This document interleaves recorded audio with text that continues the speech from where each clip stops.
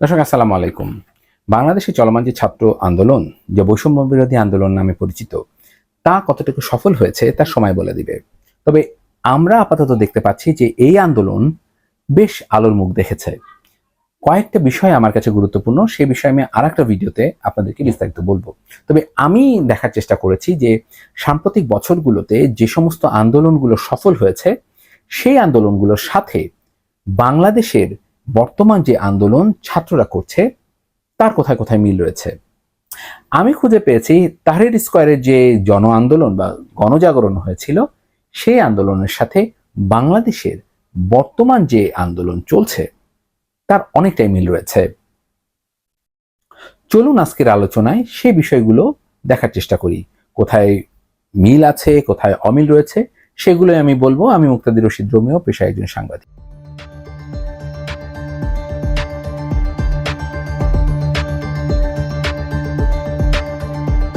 বিস্তারিত আলোচনা যাওয়ার আগে আমি খুব সংক্ষেপে হোসনি মোবারক সম্পর্কে একটু ধারণা দিতে চাই।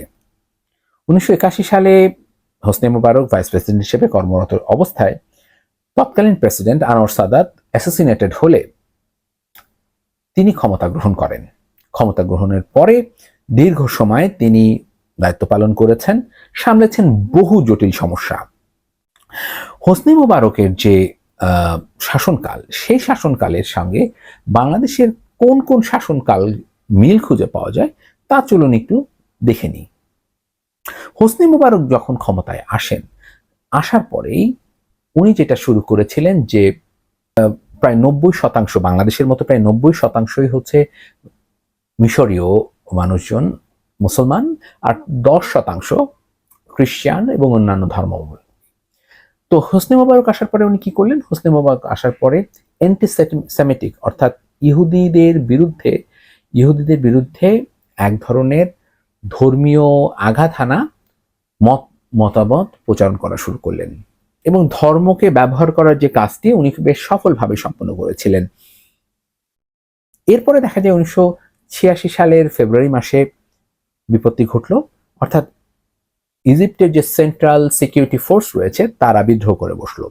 সেই বিদ্রোহ অনেকটা বাংলাদেশের যে বিডিআর বিদ্রোহ বা বিডিআর মিউটিনি, সেটার সঙ্গে আপনারা মিল খুঁজে পেতে পারেন। কারণ ওইখানে দেখা গেল যে সেন্ট্রাল বিদ্রোহে অনেক মানুষ মারা গেল এবং তাদের মূল চাহিদা ছিল তাদের সুযোগ সুবিধা অর্থাৎ বেতন ভাতা বৃদ্ধি করা। সেটাই ছিল তাদের আন্দোলনের মূল বিষয় এবং তারা রাস্তায় নেমে আসে, অনেক রায়ট হয়, অনেক মানুষ মারা যায়। এরপরে উনি হাত দিলেন ইকোনমিক ডেভেলপমেন্টের জন্য। হোসনি মোবারকের আরো যে বিষয়টা খুব গুরুত্বপূর্ণ, সেখানে প্রচুর টর্চার, কাস্টোডিয়াল টর্চার, অর্থাৎ সেখানে প্রায় 700-এর অধিক পুলিশি নির্যাতনের ঘটনার বর্ণনা তারা পেয়েছে।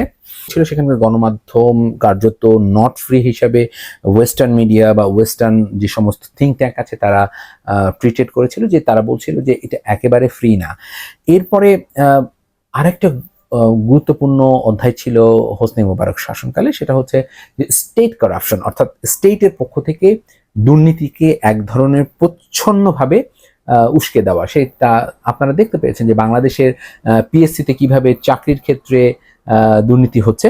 অর্থাৎ এখানে কিছু কিছু মিল রয়েছে। আরেকটি গুরুত্বপূর্ণ এখানে ছিল যে তারা সশস্ত্র বাহিনীর পাশাপাশি ইন্টেরিয়র মিনিস্টার অর্থাৎ স্বরাষ্ট্র মন্ত্রণালয়ের অধীনে যে সমস্ত প্রতিষ্ঠানগুলো ছিল সেগুলো খুবই শক্তিশালী করেছিল। আপনি দেখতে পারেন যে বাংলাদেশেও যে স্বরাষ্ট্র মন্ত্রণালয়ের অধীনে যে সমস্ত প্রতিষ্ঠান রয়েছে, যেমন র্যাব, বিজিবি, পুলিশ, এদেরকে এখন যে এত এপিসি, আর্ম, হেলিকপ্টার দেওয়া হয়েছে, সেটার সাথে অনেকটাই মিল রয়েছে।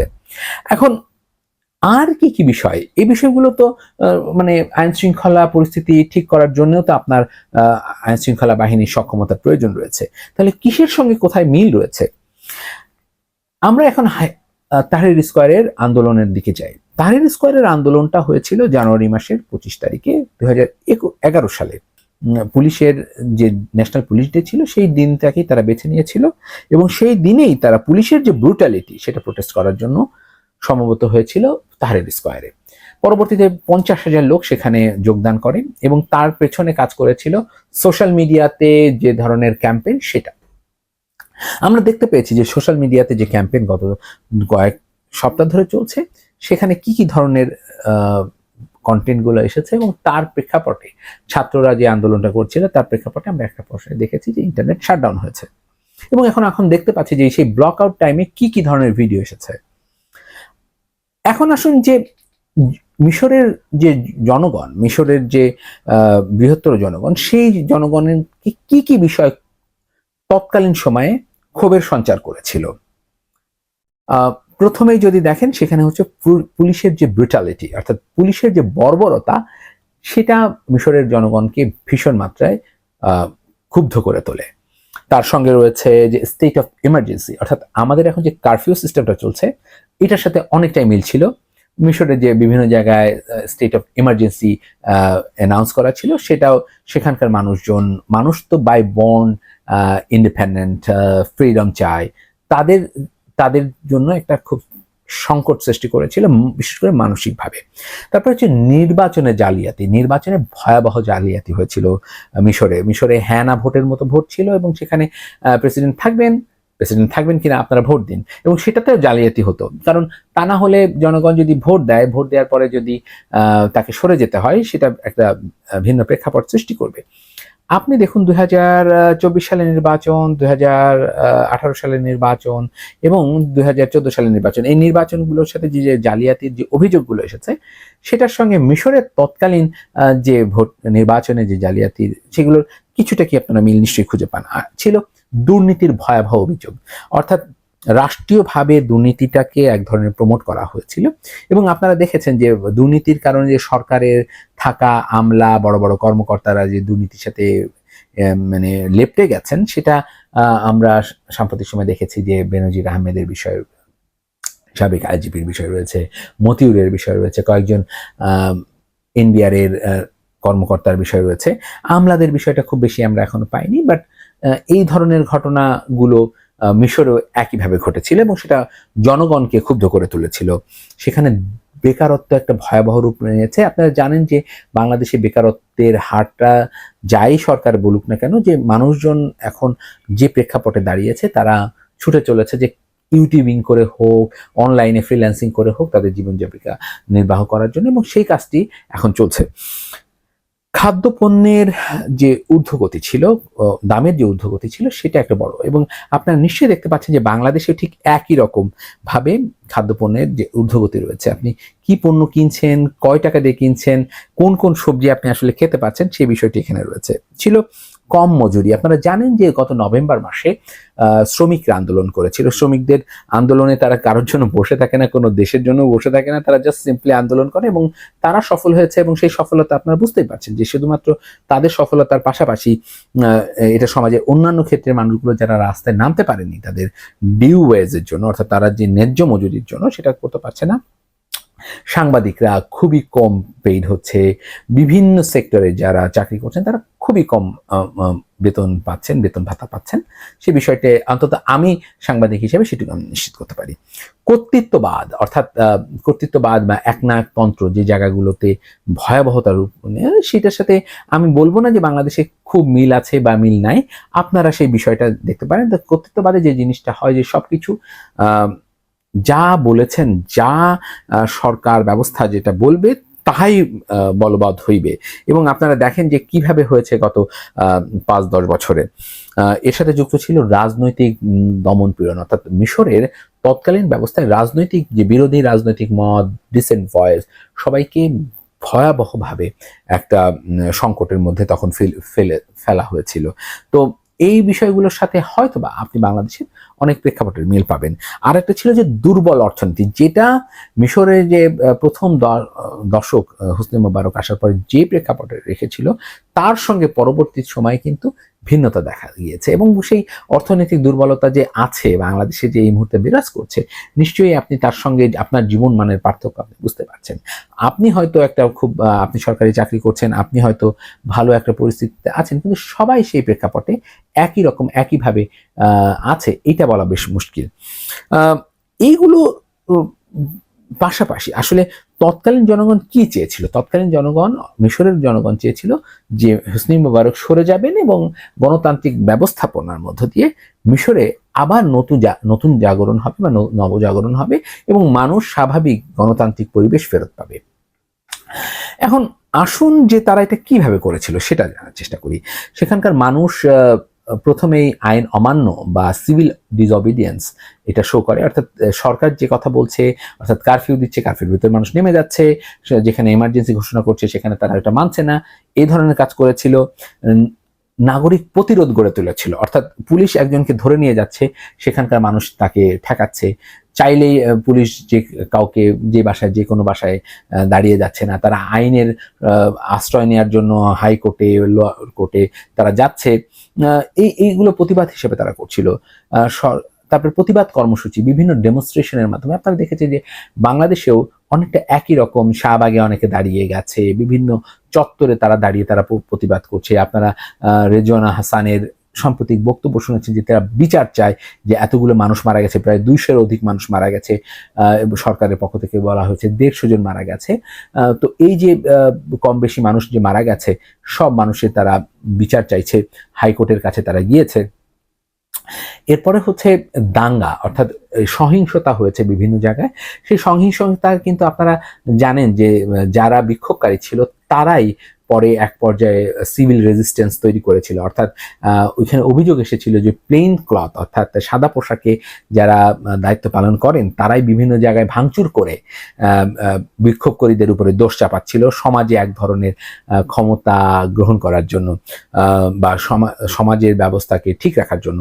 ঠিক একইভাবে তখন বিক্ষোভকারীরা যেটা করলো যে তারা সরকারের কোনো স্থাপনায় ভাঙচুর করতে দিবে না, তারা কোনো পাবলিক প্রপার্টিসগুলোকে রক্ষা করবে, এই ধরনের মুভমেন্টে গিয়েছিল। আপনারা ইতিমধ্যে বাংলাদেশে দেখেছেন যে মেট্রো রেল ভাঙার জন্য এই অভিযোগ করা হচ্ছে, কারা ভেঙেছে এটা এখনো পর্যন্ত তদন্তাধীন, কিন্তু তার আগেই সরকারের পক্ষ থেকে বলা হচ্ছে যে বিরোধী দল করেছে, বিরোধী দল বলছে যে তারা করেনি। তো এরকম একটা পথ, এবং সেই ক্ষেত্রে জামাতকে, শিবিরকে অভিযুক্ত করা হচ্ছে। জামাত শিবির আসলে কতটুকু করেছে সেটা হয়তো সময় বা তদন্ত করে, সত্যিকারের যদি প্রকৃত তদন্ত হয় সেটা হয়তো বলে দিবে। এবং সোশ্যাল মিডিয়া অ্যাক্টিভিজম, অর্থাৎ অনেকেই সেই সময় সোশ্যাল মিডিয়া অ্যাক্টিভিজম করা হচ্ছে, এবং অনেক ওয়েল গুমেনের কথা বলা হয় যে তিনি সোশ্যাল মিডিয়া অ্যাক্টিভিস্ট হিসাবে তখন কাজ করেছিলেন, এবং তিনি ছড়িয়ে দিয়েছিলেন যে কিভাবে কি করতে হবে, কি করা উচিত না, এবং সেটার জন্য উনি গান্ধীবাদী, অর্থাৎ আপনি যতই আমার উপরে আক্রমণ করেন, আমি আমার যে লক্ষ্য সেটা চ্যুতি করার জন্য কোনো ধরনের ভায়োলেন্সে যাব না, অর্থাৎ অহিংস একটি আন্দোলন তারা গড়ে তুলেছিলেন। বাংলাদেশের অনেকেই প্রতিবাদ করছে, বিদেশের থেকে অনেকে এই আন্দোলনে এক ধরনের তথ্য দিয়ে, বক্তব্য দিয়ে এই মুহূর্তে কাজ করছেন। আপনি আল জাজিরাতে যিনি রিসার্চার হিসাবে কাজ করেন, জুলকারনাইন খান সামি, ওনার কথা এখানে উল্লেখ করা যেতে পারে, অনেকটা মিল আপনি এখানে কিন্তু পাবেন। তারা যে কাজটি করেছিল যে 25শে জানুয়ারি 2011 সালকে একটি মাইল ফলক হিসাবে, জনরোষ হিসাবে মার্ক করেছিল, এবং সেটাকেই তারা পরবর্তীতে নিয়ে যায়। এখন হোসনি মোবারকের যে বিরুদ্ধে যে আন্দোলন গড়ে তুলেছিল, সেই আন্দোলনটা সফল হয়েছিল। এখন আমি কি বলতে পারি যে সে সফলতা কি বাংলাদেশেও আসবে কিনা, এটা নিয়ে আমার কিন্তু মানে I am bet in dilemma. আমি যে সফল হবে কি, আন্দোলন সফল এটুকু আমি বলতে পারি, আমি কোথায় কোথায় সফল সেটা আপনাদেরকে আমি হয়তো ব্যাখ্যা করে একটা ভিডিওতে বলবো। কিন্তু সরকার এর এই প্রেক্ষাপটটা কি সম্ভব কিনা, যে সরকারের বর্তমান অবস্থাটাকে পরিবর্তন করা সম্ভব কিনা, সেটা নিয়ে আমি আলোচনা করছি, এবং এটা একেবারে বলতে পারেন একাডেমিক একটা ডিসকাশন, এবং ডিসকাশনটা আমি আমার যতটুকু বোঝা পড়া সেটার ভিত্তিতে বলছি। যেমন ধরেন যে তাহরির স্কোয়ারের বিষয়টা ছিল itself is a very big phenomena, অর্থাৎ একটা ওপেন স্পেস ছিল, সেখানে একটা বৃহৎ স্পেসে আপনি প্রচুর জনসমাগম দেখাতে পারছেন। তাহরির স্কোয়ারের 50,000, 60,000, 1 লাখ লোক সেখানে জড়ো হয়েছে। যখন মানুষ, এটা একটা মানে সাইকোলজিক্যাল ভিজুয়ালাইজেশন আছে, অর্থাৎ আপনি যখন দেখেন যে 500 লোক একটা জায়গায় জড়ো হয়েছে, আপনি তখন নেমে যান, আপনারও মনে হয় যে আচ্ছা 500 লোক যদি করতে পারে তাহলে আমিও সেখানে যেতে পারি। বাংলাদেশের বিশেষত ঢাকার যে প্রেক্ষাপট, ঢাকাতে আপনি এরকম জায়গা খুব কম খুঁজে পাবেন। যে জায়গাগুলো ছিল, অর্থাৎ ধরেন শাহবাগ ছিল, শাহবাগে এরকম এখন আর আপনি পাবেন না, কারণ শাহবাগে উপর দিয়ে মেট্রো রেল চলে গিয়েছে, এবং মেট্রো রেল চলে যাওয়ার পরে এত মানুষকে ক্যামেরা আপনাকে দেখাতে পারবে না একসাথে, যে 20 লাখ লোক বা 5 লাখ লোক বা 2 লাখ লোক বা 3 লাখ লোক, যেটা গণজাগরণ মঞ্চের সময় আপনি দেখেছেন যে একসঙ্গে প্রচুর মানুষ, হ্যাঁ, 2013 সালে গণজাগরণ মঞ্চের সময় দেখা গেছে যে প্রচুর মানুষ একসাথে হয়েছে, তারা লাইট জ্বালিয়েছে, মোমবাতি জ্বালিয়েছেন। এই ছবি আপনাকে ইন্সপায়ার করেছে একটা আন্দোলনের যেতে। ঢাকাতে এরকম জায়গা আসলে খুবই কম। দুটো জায়গা আছে ঢাকাতে এই মুহূর্তে। তার একটি হচ্ছে সংসদ ভবন এলাকা, অর্থাৎ সংসদ ভবনের সামনে। সেই জায়গাটাতে একটা প্রচুর জনসমাগম করার সম্ভাবনা, কিন্তু সেই জায়গাটা ইতিমধ্যে আর্মির কন্ট্রোলে নিয়ে ফেলেছে এবং সেখানে বাংকার বসিয়ে আর্মি বসে আছে। সো আপনাদের পক্ষে এটা সম্ভব না। আর একটা হচ্ছে নয়াপল্টন। নয়াপল্টনটাতে সমস্যা হলো যে এটা বিএনপির ঘাঁটি। সেখানে বিএনপির লোকজন যদি জমায়েত করে, তো সরকার সেই জায়গাটাতে ইতিমধ্যে কন্ট্রোল নিয়ে নিয়েছে। পুলিশ সেখানে কাউকে দাঁড়াতে পারবে না। তার পাশে রাজার বাগ আছে, সেখান থেকে পুলিশ তার অস্ত্র শস্ত্র নিয়ে সে ইয়ে করে দেবে। এবং আপনার মনে আছে যে 28 অক্টোবর যে আন্দোলন হয়েছিল, সেই আন্দোলনে কিভাবে কয়েক ঘন্টার মধ্যে সেখান যে বিশাল জনসমাগম সেটাকে পুলিশ সরিয়ে দিয়েছে এবং সেটা সফলভাবে করেছে। যেটা পুলিশ পরে একজন পুলিশ মারা যান, সেটাকে নিয়ে সেটা বিচার হবে কি হবে না, তাতে কি হবে পরবর্তীতে কি জানা গেছে, প্রচুর মানুষ, অর্থাৎ আমি নিজে চোখে যেগুলো দেখেছিলাম যে তখন কারা প্রধান বিচারপতির বাড়িতে ইট পাটকেল মেরেছে বা তার ভেতরে ঢুকে যাওয়ার চেষ্টা করেছে, আর তার প্রেক্ষাপটে কারা গ্রেপ্তার হয়েছেন। প্রায় সেই সময় বিরোধী দলের পক্ষ থেকে বলা হয়েছে যে 25,000 লোক গ্রেপ্তার হয়েছিল। এর বাইরে ঢাকা বিশ্ববিদ্যালয়ে একটা কমন প্লেস আছে, কিন্তু সেটা অলরেডি বুকড এবং সেখানে ঢোকা বা বের হওয়ার প্রক্রিয়াটাও খুব জটিল। অর্থাৎ ঢাকার ভেতরে এরকম কোনো স্পেস নেই যেখানে জনসমাগম হওয়া সম্ভব, যেখানে মানুষজন সহজে যেতে পারে এবং সেই যাওয়ার প্রেক্ষাপটে একটা বিশাল প্রতিরোধ গড়ে উঠতে পারে দীর্ঘ সময়ের জন্য। আমি অন্তত দেখি না। দ্বিতীয় যে কারণে সরকার সফল হতে পারেন, সরকার হচ্ছে তার টপ টায়ারের একটা বড় অংশ হচ্ছে দুর্নীতিগ্রস্ত এবং সরকারের প্রতি তারা ভীষণ লয়াল, কারণ তাদের সন্তান, তাদের বাচ্চা কাচ্চাদের বড় অংশই ধরেন ইউরোপ, আমেরিকা, কানাডা বা অস্ট্রেলিয়াতে পড়াশোনা করছেন এবং তারা আপনি নিশ্চিত থাকেন মানে তাদের সন্তানদের যে পড়ার যে খরচ, তাদের সন্তানদের যে মানে স্বাচ্ছন্দ্য, সেটা নিশ্চিত করার জন্য তারা বাংলাদেশের দুর্নীতিটাকে ইনস্টিটিউশনালাইজ করেছেন এবং সেই টাকাটা তারা ওইখানে পাঠানোর ব্যবস্থা করেছেন। আপনারা বেগম পাড়ার গল্প জানেন, আপনারা জানেন যে অনেক অফিসার, যেমন আপনারা জানেন যে মতিউরের ছেলে আমেরিকাতে পড়ে, মতিউরের মেয়ে কানাডাতে থাকেন, যিনি কাস্টমসের একজন ঊর্ধ্বতন কর্মকর্তা ছিলেন। এবং একই রকম অবস্থা ছিল অনেকটাই অন্যান্য কর্মকর্তার ক্ষেত্রে। আমি নিজে আমেরিকাতে থাকার সময় অনেক কর্মকর্তার নাম জেনেছি যারা তাদের সম্পদ এখানে করছেন। স্যাংশন পাওয়ার পরে হয়তো ভিন্নতা আসতে পারে। এবং আপনি জানেন যে ওসিসিআরপি একটা তদন্ত করেছিল, সেই তদন্ত প্রতিবেদনে তারা দেখিয়েছে যে গোলাপ যিনি আওয়ামী লীগের একজন নেতা, তার কি কি প্রপার্টিজ এখন আমেরিকাতে আছে এবং এই প্রপার্টিজগুলো কিভাবে গিয়েছে সেটা কিন্তু ক্লিয়ার না, পরিষ্কার না। আপনি জানেন একজন এমপির কথা, আপনারা জানেন যে ব্লুমবার্গ একটা রিপোর্ট করেছিল এবং যেটা নিয়ে এখন আরো অনেকেই তদন্ত মানে ইনভেস্টিগেশন করছে যে তারা কিভাবে তাদের সম্পদ লন্ডনে রেখেছে। অর্থাৎ যে সমস্ত স্টেবল গণতান্ত্রিক রাষ্ট্র রয়েছে সেখানে তাদের সম্পদ রেখেছে এবং তাদের অর্থাৎ ওই টায়ারটা মানে যে টায়ারটা থিন পলিসি মেকার, এদের একটা বড় অংশই খুবই দুর্নীতির সঙ্গে ইনফ্লিক্টেড এবং তাদের সন্তানদের ভবিষ্যৎ নিশ্চিত করাটা খুব সহজে সম্ভব হয়েছে। ফলে আপনি আমি যারা নিম্নবিত্ত, নিম্ন মধ্যবিত্ত বা মধ্যবিত্ত, তাদের যে সন্তানরা পাবলিক বিশ্ববিদ্যালয়ে পড়ে, তাদের যে ভবিষ্যৎ, সেটা যেহেতু তাদের অর্থাৎ পলিসি মেকারদেরকে ছুঁয়ে যায় না, ফলে খুবই ডিফিকাল্ট তারা এই কাজটা করবেন। তারা আমাদের কথা ভেবে একটা শান্তিপূর্ণ অবস্থানের দিকে যাবেন। আরেকটি কারণ আমার কাছে মনে হয়েছে যে কারণে আন্দোলনটা আপনারা হয়তোবা দীর্ঘমেয়াদে নাও করতে পারেন, সেটা হচ্ছে যে সোশ্যাল মিডিয়া কন্ট্রোল। অর্থাৎ আমি চাইলেই ফেসবুক বন্ধ করে দিতে পারি, আমি চাইলেই ইন্টারনেট শাটডাউন করে দিতে পারি। এবং আপনি জানেন যে 18 তারিখে রাত্রে হঠাৎ করে ইন্টারনেট উধাও হয়ে গেল, বিশ্ব থেকে একেবারে বিচ্ছিন্ন হয়ে গেল বাংলাদেশ। ইভেন আপনি আপনার পরিবারের কোনো রিলেটিভ যদি আমেরিকা, ইউরোপে থাকে, তারা ফোন পর্যন্ত করতে পারছিল না, মানে একেবারে কাট অফ বলা যেতে। মানে ট্রেডিশনালি আপনাকে পত্রিকা পড়তে হয়েছে, অথবা যে টেলিভিশন আপনার ছিল না, ডিশের লাইন আপনার কাটা ছিল, সেটাকে আপনি রেস্টোর করে আপনি দেখানোর চেষ্টা করে নিজে ইনফরমেশন নেওয়ার চেষ্টা করছেন এবং দ্যাট ইজ ভেরি কন্ট্রোল আমি বলবো যে খুবই কন্ট্রোল একটা ইনফরমেশন ইকোসিস্টেমকে আপনি রিসিভ করেছেন। এরপরেও মানুষের জন্য আমি বলতে পারি যে কি কি সম্ভাবনার কারণে যারা বিক্ষোভ করছেন বা যারা মনে করছেন যে একটি আন্দোলন চলমান, সেই আন্দোলনের একটি শান্তিপূর্ণ সফলতা বা শান্তিপূর্ণ উপায় অবলম্বন করা সম্ভব হবে এবং ভবিষ্যতে এটা পরিবর্তন আসবে। Social media is a very big platform is nowadays. যে বাংলাদেশের প্রায় 7 কোটি মানুষ শুধু ফেসবুকই ব্যবহার করেন, বাংলাদেশের প্রায় 1.5 কোটি মানুষ ব্যবহার করছেন, 3 কোটি মানুষ ব্যবহার করেন ইউটিউব, বাংলাদেশের প্রায় খুব সামান্য মানুষ ব্যবহার করেন টুইটার।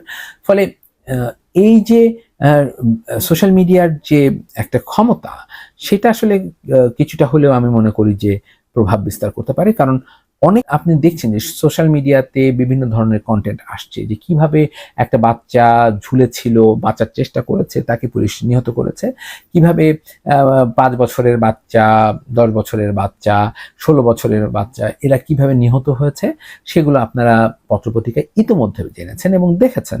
সেগুলো আমি আবার বলতে চাই না, কারণ এইগুলো বলে আপনার ইমোশনটাকে উস্কে দেওয়া হবে এবং সেক্ষেত্রে আমি নিজেও প্রসিকিউটেড হতে পারি।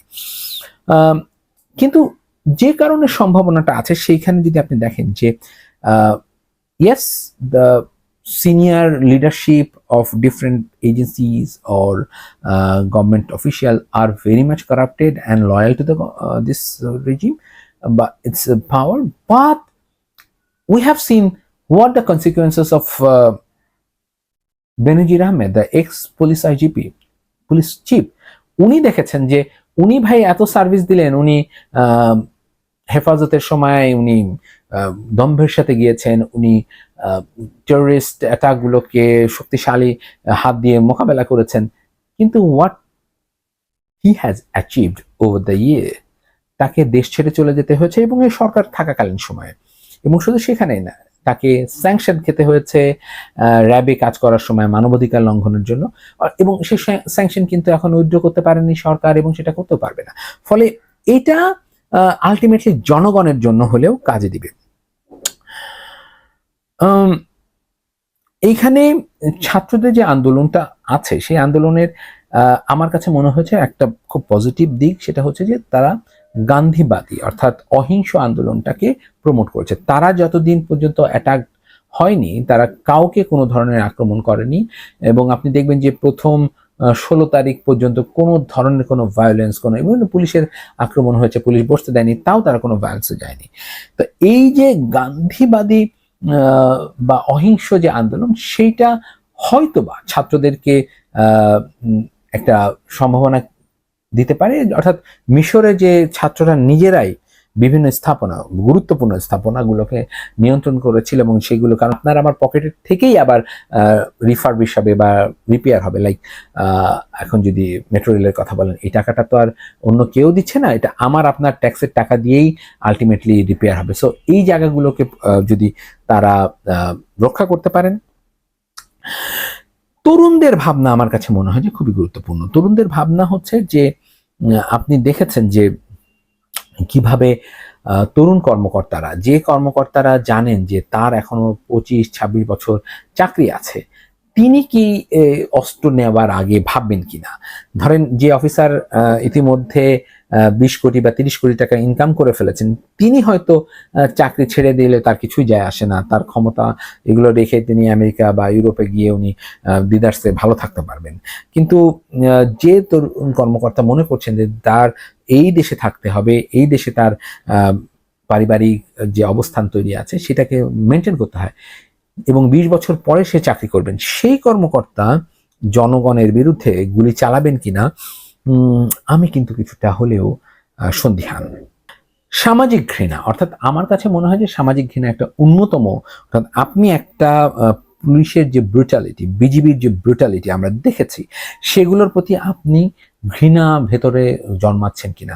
অর্থাৎ আপনার ভেতরে যদি ঘৃণা হয়, ক্ষোভ হয়, সেটাকে আপনি ট্রান্সফর্ম করতে যান যদি অহিংস আন্দোলনের মধ্যে দিয়ে, সেইটা কিন্তু একটা ভয়াবহতা রূপ নিতে পারে, যেটা গান্ধী করেছিলেন। অর্থাৎ ব্রিটিশ বিরোধী আন্দোলনের সময় যাদের উপরে ইন্ডিয়ান পুলিশ আক্রমণ করছে, ধরে নিয়ে যাচ্ছে, মারছে, পুড়িয়ে মারছে, যেভাবেই করুক, ভাই আপনি মারেন, কিন্তু আমি অহিংসভাবে আন্দোলন করব।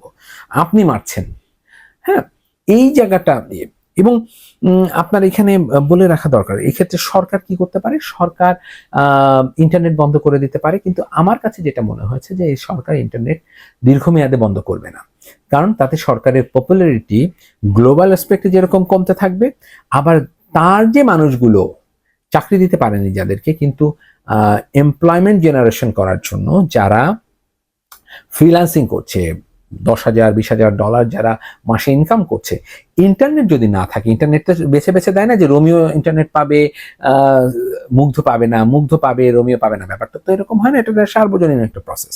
ফলে যারা ফ্রিল্যান্সার তারা যখন ইন্টারনেট না পাবে, রেমিটেন্স আসা বন্ধ হবে। তো রেমিটেন্স আসা বন্ধ হলে আলটিমেটলি হোয়াট উইল হ্যাপেন, আপনার রিজার্ভের উপরে অ্যাটাক করবে এবং আপনার ইকোনমিক যে কলাপস, এটা নিশ্চিত হবে, যেটা পাকিস্তানে আপনি দেখেছেন যে ইকোনমি কিভাবে ড্রাস্টিক্যালি ফল করেছে, এবং তারপরে তারা যে অন্য কারোর কাছ থেকে সেই সময় টাকা পাবে, বিশেষত যে চীন আমাদের বন্ধুপ্রতিম রাষ্ট্র, সে যে টাকা কি কতটুকু দিবে সেটা তো সাম্প্রতিক মানে জুলাই মাসে প্রধানমন্ত্রীর সফরের পরে আমরা দেখতে পেয়েছি। মাননীয় প্রধানমন্ত্রী সেখানে গিয়েছিলেন, উনি অনেক আশা নিয়ে গিয়েছিলেন, এবং কি কতটুকু অর্থ উনি পেয়েছেন, কি পেয়েছেন, সে বিষয়গুলো ইতিমধ্যে আমরা জেনেছি। এখন আসেন যে এইটার সঙ্গে, এই প্রেক্ষাপটের সঙ্গে সরকারের আর কি কি ব্যবস্থা আছে। সরকার আসলে কিছুটা নার্ভাস হয়েছিল, এটা আমি অন্তত আমার কাছে মনে হয়েছে, এবং সে কারণে আপনি দেখবেন যে সরকার প্রথমেই আর্মি নামিয়েছে, কারফিউ দিয়েছে 19 তারিখ রাতে, এবং সাথে সাথে তারা পরিস্থিতি মোকাবেলা করার জন্য আর্মির বিভিন্ন ডিপ্লয়মেন্ট। কিন্তু এখানে উল্লেখ করার বিষয় যে উনায় গণভবনকে ট্যাঙ্ক এবং বাংকার বসিয়ে প্রোটেক্ট করার চেষ্টা করা হয়েছে। এটা কেন করা হয়েছে, যেটা ওবায়দুল কাদের বলেছেন যে যদি এরকম না হতো শ্রীলঙ্কার মতো ঘটনা ঘটতো। আসলে শ্রীলঙ্কায় কি হয়েছিল, শ্রীলঙ্কাতে যখন জনরোষ বেড়ে গিয়েছিল, তারা প্রেসিডেন্ট প্যালেস দখল করে ফেলেছিল, ম্যাক্সিমাম জায়গায় আর্মি কোনো গুলি চালায়নি, এবং সেখানে তারা বিক্ষোভ করে সরকার পালিয়ে যেতে বাধ্য হয়, এবং তার পরবর্তী সময় যেটা হয়েছে যে নতুন করে সরকার গঠন করে একটা নতুন করে এখন ইকোনমিক পরিস্থিতিটা স্টেবল করা হয়েছে। তো বাংলাদেশের প্রেক্ষাপটে কি আসলে এটা সম্ভব? বাংলাদেশের প্রেক্ষাপটে এটা আপাতত আমি বিশ্লেষণ করতে চাই না, এবং এটা বিশ্লেষণ করাটা বেশ আত্মঘাতী হবে।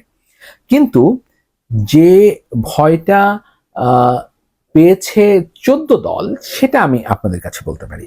অর্থাৎ জনরোষের মধ্য দিয়ে ইজিপ্টে যে মুরসি এসেছিলেন, অর্থাৎ ইসলামিক 90% মুসলমানের দেশ ইজিপ্ট এবং 90% মুসলমানের দেশ বাংলাদেশ, এই একই রকম যে মুরসি আসার একটা ভয়, অর্থাৎ জামাত আসার একটা যে ভয় সরকারের ভিতরে আছে, সরকার দ্রুত একটা পদক্ষেপ নিয়েছেন, জামাতকে নিষিদ্ধ ঘোষণা করেছেন। সরকার করেনি, মানে 14 দলের পক্ষ থেকে বলা হয়েছে যে জামাত নিষিদ্ধ করতে হবে, জামাত শিবিরকে নিষিদ্ধ করতে হবে। অর্থাৎ তারা যে ভয় পাচ্ছেন, অন্যান্য দল যতটা লিবারেল, ইসলামপন্থী জামাত ইসলাম অনেক শক্তিশালী, এবং তাদের যে মেরিটোরিয়াস একটা সেকশন অফ স্টুডেন্টস এবং তাদের যে লিডারশিপ আছে, সেটাকে সরকার কিন্তু আসলে আমি মনে করি সরকার ভয় পেয়ে তাড়াতাড়ি করে জামাতকে ব্যান করার জন্য রাষ্ট্রের যে রাজনৈতিক দলগুলো আছে, সরকারপন্থী যে রাজনৈতিক দলগুলো আছে, তারা তাড়াতাড়ি করে এটাকে ব্যান করার চেষ্টা করছেন। এইটার ভালো মন্দ দিক দুটাই আছে, যে জামাতের সংশ্লিষ্টতা 1971-এর বিষয়টা আমাদের তরুণ প্রজন্মের ভেতরে একটা ক্ষোভ সৃষ্টি আছে ইতিমধ্যে, যে কারণে রাজাকার বলাতে যে ধরনের ক্ষোভ সঞ্চার করেছিল স্টুডেন্টদের ভেতরে। আমি মনে করি এইটার একটা পজিটিভ দিক হবে ভবিষ্যতে, যেটা হচ্ছে যে জামাত, যে আপনি তো কাউকে দেখে বুঝতে পারবেন না, কারো গায়ে তো সিল মারা নেই, অর্থাৎ আপনি শুধু যারা পদে আছে তাদের বিষয়টা জানেন, যে পরোয়ার সাহেব বা XYZ উনি হচ্ছেন জামাতের, কিন্তু জামাতের মানুষগুলো গায়ে তো এখন সিল নাই যে ভাই এই লোকটা জামাত, অর্থাৎ নিষিদ্ধ ঘোষিত, তাহলে জামাতের ব্যানারে সে যাবে না, জামাতের কন্ট্রোলে সে যাবে না।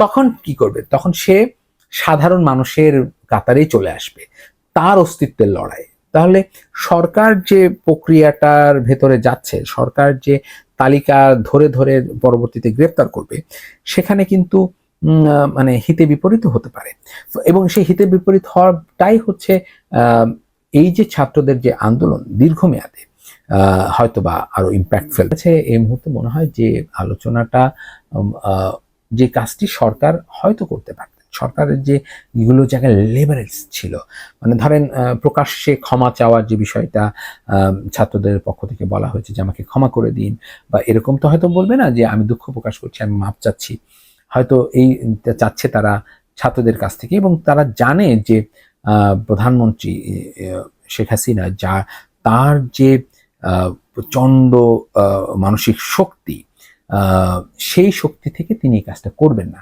ফলে যেমন অনেকটা উদাহরণ দিতে পারি যে ভারত ফারাক্কা বা তিস্তার পানি দিবে না, তারা যে যেরকম ভাবে শক্ত একটা অবস্থানে আছে, জানে যে তারা এটা করলে তাদের নিজেদের ক্ষতি হবে, তাই তারা যেরকম করবে না, এটা বাংলাদেশ কখনো অ্যাচিভও করতে পারবে না।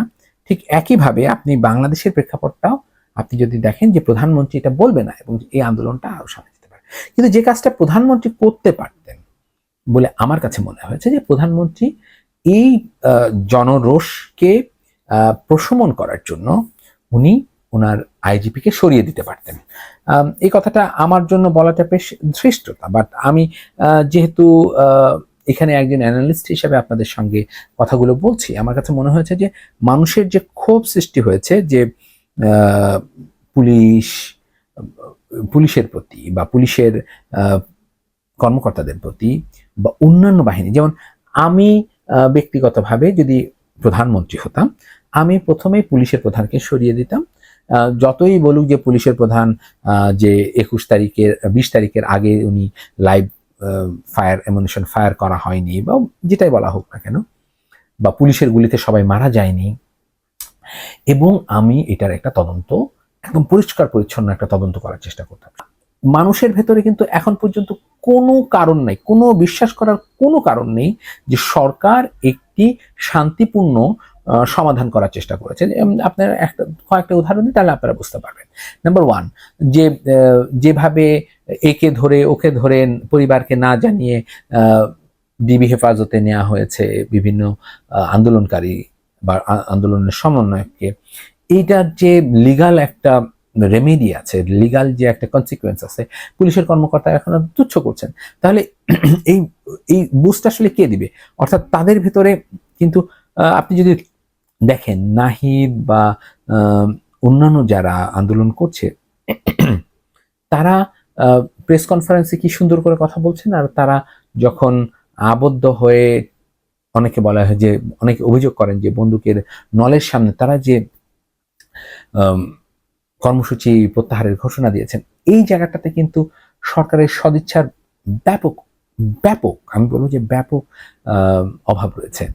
আবার যে মানুষটি দেখা যাচ্ছে, আমরা নিজে চোখে দেখতে পাচ্ছি, ভিডিওতে খুব পরিষ্কার আছে যে পুলিশ গুলি করছে, আবু সাইদ মারা গেছে, আপনি আবু সাইদের ওইকে পুলিশের কি ব্যবস্থা নিয়েছেন সেটা এখনো পরিষ্কার না। আপনি কেবলমাত্র কিছু টাকা দিয়ে তার পরিবারকে হয়তো সন্তুষ্ট করছেন, কিন্তু তার অন্যান্য বন্ধু, তার সহপাঠী, তাদেরকে আপনি কি বলবেন? এই জায়গাটাতে কোনো পরিষ্কার ব্যাখ্যা নাই। তারা তো ইনসিকিউরিটিতে ভুগতেছে। আপনি এই যে গণগ্রেফতার করছেন, এই গণগ্রেফতারের রেজাল্টটা কি? আপনি তো একটা পরিবারকে ভয়াবহভাবে বিধ্বস্ত করে দিচ্ছেন। তারা জেলখানায় আটকে পচে মরতেছে, তাদের চিকিৎসা কি অবস্থা আমরা জানি না। তো এই জায়গাগুলোতে সরকার যে প্রকৃত পক্ষে একটি শান্তিপূর্ণ জায়গায় নেওয়ার জন্য চেষ্টা করছে, আমি অন্তত দেখি না। মানে আমি একজন বাংলাদেশের খুবই ক্ষুদ্র নগণ্য একজন নাগরিক হিসেবে আমি কোথাও এটা দেখি না। আবার দেখেন, যে মানুষগুলো বিশেষ করে সরকার দলীয় যে সমস্ত মানুষগুলো গুলি চালিয়েছে, যে সমস্ত মানুষ পুলিশের পাশে দাঁড়িয়ে গুলি চালিয়েছে, তাদেরকে কি আপনারা গ্রেফতার করা, তাদের বিষয়ে কি কোনো ব্যবস্থা নিয়েছেন? যারা ছাত্রদেরকে আক্রমণ করেছে, ছাত্রীদেরকে লাঞ্ছিত করেছে, তাদের ব্যাপারে কি এখন পর্যন্ত কি হাসান মোল্লার মতো যারা গুলি চালিয়েছে তাদেরকে কাউকে আপনারা গ্রেফতার করেছেন? করেননি। অর্থাৎ সরকারের কোনো সদিচ্ছা কার্যত দেখা যাচ্ছে না যে তারা একটা শান্তিপূর্ণভাবে এই পুরো প্রক্রিয়াটাকে সমাধান করার চেষ্টা। ওনারা যেটা করছেন যে শাক দিয়ে মাছ ধরা করে, ভাই এটা আদালতের বিষয় ছিল, আদালত সমাধান করে দিয়েছে, আমরা তাড়াতাড়ি করে এটা সমাধান করে ফেলেছি, সেটা বলছেন। ওনারা আর একটা কাজ করছেন যে এই দেখেন বিক্ষোভকারীরা যারা ছিল তারা তো আপনাদের এখন আন্দোলন করার করছে, আপনাদের আর কি চাই ভাই। কিন্তু তারা কিন্তু খুব স্পষ্টভাবে বলেছে যে এইটা আমরা এভাবে চাই নাই। হাইকোর্টের কাজ হাইকোর্ট করেছে বা সুপ্রিম কোর্টের কাজ সুপ্রিম কোর্ট করেছে, কিন্তু এইটা নিয়ে আলোচনা দরকার। ছাত্র স্কুলগুলো খুলবে, তাদের নিরাপত্তা দেওয়া হবে, বিক্ষোভকারী যারা ছিল, বিশেষত ছাত্র আন্দোলনকারী যারা ছিল তাদের নিরাপত্তা দেওয়া হবে, তারা সে দাবিগুলো জানিয়েছে, সেগুলো নিয়ে কিন্তু কোনো আলোচনা নেই। অর্থাৎ যে আমরা বলি না যে মানে শাক দিয়ে মাছ ঢাকা করা চেষ্টা, সেটাই এখন হচ্ছে। সেই প্রেক্ষাপটে ভবিষ্যতে বাংলাদেশ আসলে কোথায় যে দাঁড়াবে, সে কি মিশরের মতো কোনো সত্যিকার অর্থে গণজাগরণ দেখবে কি দেখবে না, সেটা সময় বলে দিবে। যে সুন্দর বাংলাদেশের স্বপ্ন আমি আপনি দেখছি, একটি গণতান্ত্রিক বাংলাদেশের স্বপ্ন আমি আপনি দেখছি, সেই প্রত্যাশা যাতে অব্যাহত থাকে সেই কামনা করে আজকের মতো এখানে শেষ করছি। খোদা হাফেজ।